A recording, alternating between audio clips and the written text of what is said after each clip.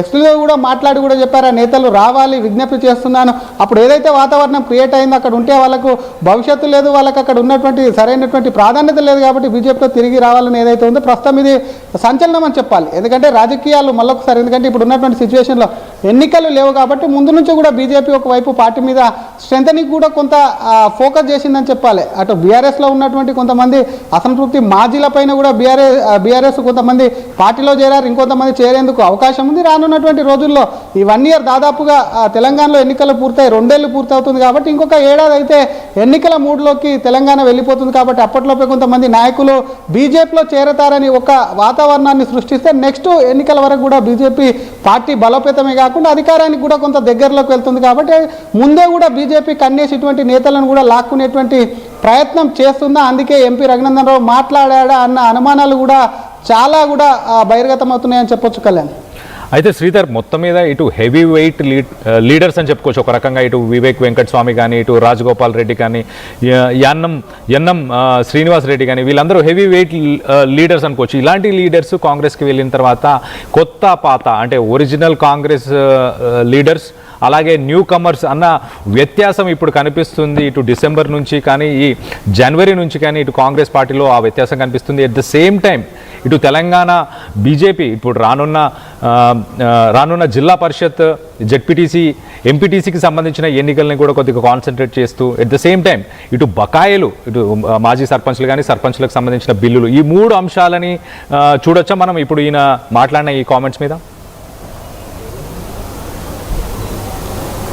డెఫినెట్గా కాంగ్రెస్కు సంబంధించినటువంటి నేతలు ప్రస్తుతం కూడా ఈ పార్టీ నుంచి మారినటువంటి నేతలు అక్కడ కొత్త పాత అనే కాకుండా కాంగ్రెస్కు సంబంధించి పార్టీ మారినటువంటి నేతలకు కొంత ఇంపార్టెన్స్ ఇవ్వడం వల్ల కూడా అటు జగిత్యాలకు సంబంధించిన ఇష్యూని చూసాం. పార్టీ మారినటువంటి ఎమ్మెల్యే సంజయ్ కాదని అక్కడ మాజీ మంత్రి అలాగే కాంగ్రెస్ సీనియర్ నేత కూడా జీవన్ రెడ్డి కూడా ఏ విధంగా కూడా అక్కడ ఉన్నటువంటి ఎమ్మెల్యే పార్టీలో చేరారని చెప్తున్నప్పటికీ ఆయన మీద ఏ విధంగా ఫైర్ అయ్యారో, ఎటువంటి మాటలు మాట్లాడారో, ఇటువంటి అన్ని చోట్ల ఉన్నాయి కాబట్టి కాంగ్రెస్లో కూడా కొంత పాత కొత్త ఉంది కాబట్టి బీజేపీకి సంబంధించి ఇటువంటి నేతలు, ఎందుకంటే ఎన్నికల టైంలో ఎగ్జాక్ట్గా ఎన్నికలకు కొన్ని నెలల ముందే బీజేపీలో ఉన్నటువంటి మీరు అన్నట్టు పెద్ద నేతలు, ఎందుకంటే వీరందరూ కూడా కొంచెం ఇన్ఫ్లుయెన్స్ చేసేటువంటి నేతలు. రాజగోపాల్ రెడ్డి చూసామటో కాంగ్రెస్ పార్టీకి రాజీనామా చేసి తను ఛాలెంజ్ చేసి బీఆర్ఎస్ మొత్తానికి కూడా అప్పుడు కేసీఆర్ సీఎంగా ఉన్నప్పుడు ఛాలెంజ్ చేసి బీజేపీ తరఫున అక్కడ మునుగోడులో కూడా బై ఎలక్షన్లో కూడా పోటీ చేశారు. కానీ కొన్ని ఓట్ల తేడాతో కూడా అక్కడ ఓడిపోయారు. దాదాపు నైతికంగా రాజగోపాల్ రెడ్డి గెలిచాడని చెప్పి కూడా కేసీఆర్ ప్రభుత్వాన్ని మొత్తం అక్కడ దించడం వల్లనే బీజేపీ ఓడిందని చెప్పి కూడా బీజేపీ శ్రేణులు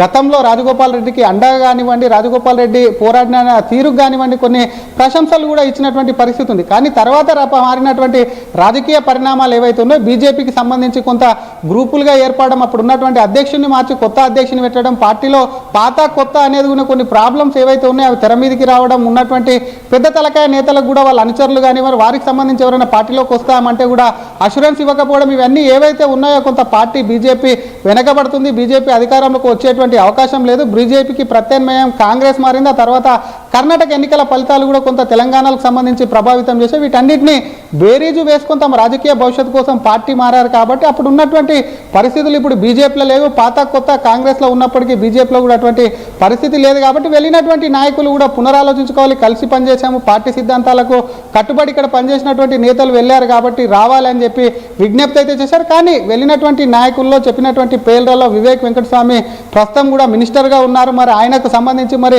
నిజంగానే, ఎందుకంటే పార్టీకి సంబంధించి ఒక పార్టీ మారిన తర్వాత ఆయన మంత్రి పదవి సాధించారు. ఆయన ప్రస్తుతం కూడా మంత్రిగా ఉన్నారు. వాళ్ళ కుమారుడు ఎంపీగా ఉన్నారు. ఇంకోవైపు రాజగోపాల్ రెడ్డి కూడా చాలా అసంతృప్తితో ఉన్నారు. ఆయనకు మంత్రి పదవి ఆశ చూపి ఇస్తామని చెప్పి ఇవ్వకపోవడంతో చాలా అసంతృప్తితో ఉన్నారు కాబట్టి ఆయనకు సంబంధించి ఏదైనా పార్టీ నేతలతో మళ్ళీ ఏమైనా టచ్లోకి వచ్చాడన్న అనుమానాలు కూడా కొంత కమలం శ్రేణుల్లో కూడా వ్యక్తమవుతున్నటువంటి పరిస్థితి ఉంది. ఇంకోవైపు ఎన్ఎం శ్రీనివాస్ రెడ్డి చూస్తున్నాం, ఆయన గెలిచిన అటు కాంగ్రెస్ నుంచి అయినప్పటికీ అటు మహబూబ్ నగర్ ఎంపీగా ఉన్నటువంటి బీజేపీ ఎంపీగా ఉన్నటువంటి డీకే అరుణతో ఎప్పటికప్పుడు ఢిల్లీకి వెళ్ళి వారి యొక్క కాన్స్టిట్యున్సీకి సంబంధించినటువంటి సమస్యల మీద బీజేపీ ఎంపీతో కలిసి అక్కడికి వెళ్ళి అక్కడ ఉన్నటువంటి తన కాన్స్టిట్యున్సీకి సంబంధించిన డెవలప్మెంట్ కానివ్వండి, రైల్వే ప్రాజెక్టు కానీ కేంద్రం నుంచి వచ్చేటువంటి నిధుల విషయంలో ఎప్పటికప్పుడు కూడా అటు ఎన్ఎం శ్రీనివాస్ రెడ్డి డీకే అరుణతో కలిసి అక్కడికి వెళ్తున్నారు కాబట్టి ఆయన మీద కూడా కొంత కాంగ్రెస్ పార్టీకి సంబంధించి కూడా కొంత అనుమానాలు ఉన్నాయి కాబట్టి వారందరూ ఏమన్నా మాట్లాడారంటే అటు వివేక వెంకటస్వామి మంత్రి పదవిలో ఉండి మాట్లాడకపోయినప్పటికీ మిగతా నేతలు ఇద్దరు కూడా ఏమన్నా బీజేపీ నేతలకు టచ్లోకి వచ్చారా లేదంటే